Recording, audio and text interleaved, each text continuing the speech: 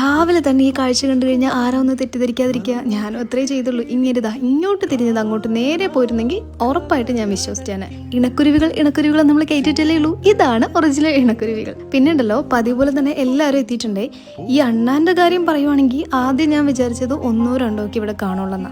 പിന്നല്ലേ മനസ്സിലായത് ഇവിടെ ഒരു അണ്ണാൻ കോളനി തന്നെ ഉണ്ടെന്ന്. എല്ലാവരും രാവിലെ തന്നെ രംഗത്തെത്തിയിട്ടുണ്ട്. ഓട്ടവും ചാട്ടവും ബഹളവും ഒക്കെ തകൃതിയായിട്ട് നടക്കുന്നു. അവരെയൊക്കെ കണ്ടിരുന്നിട്ട് ഞാൻ ബ്രേക്ക്ഫാസ്റ്റ് കഴിക്കാൻ വേണ്ടി പോയിട്ടോ. ദോശയും ചിക്കൻ കറിയായിരുന്നു രാവിലത്തെ ബ്രേക്ക്ഫാസ്റ്റ് ഒക്കെ ആസ്വദിച്ച് ഒരു കട്ടനൊക്കെ ഇട്ട് കഴിച്ചിട്ട് പിന്നെ ഞാൻ പതിവ് പോലെ ബനാന സ്ലൈസ് ചെയ്തിട്ട് അവർക്കൊക്കെ കൊണ്ട് കൊടുക്കാൻ പോയപ്പോഴാണ് ഈ കാഴ്ച കാണുന്നത്. ഇവിടെ ആരോ കൊണ്ട് ജിലേബി വെച്ചിരിക്കുന്നു. കാക്കയാകാനാ സാധ്യത. ഇതൊക്കെ കണ്ട പാടെ കരിയില കുരുവികളൊക്കെ എത്തിയിട്ടുണ്ട്. ഒരാളും അതും എടുത്തിട്ട് ഒറ്റ പറക്കലായിരുന്നു കേട്ടോ. ഈ കിടപ്പ് കണ്ടു കഴിഞ്ഞാൽ നമ്മൾ എന്താ വിചാരിക്കുക? ആൾക്കാർ വടിയായി നല്ലേ വിചാരിക്കുള്ളൂ. എന്നാ അങ്ങനെയല്ല കേട്ടോ. ഇവറ്റകളുടെ ഈ കളി കണ്ടപ്പോഴാണ് എനിക്ക് മനസ്സിലായത് എന്താ ഇവറ്റകളെ കരിയില കുരുവികളെന്ന് വിളിക്കുന്നതെന്ന്.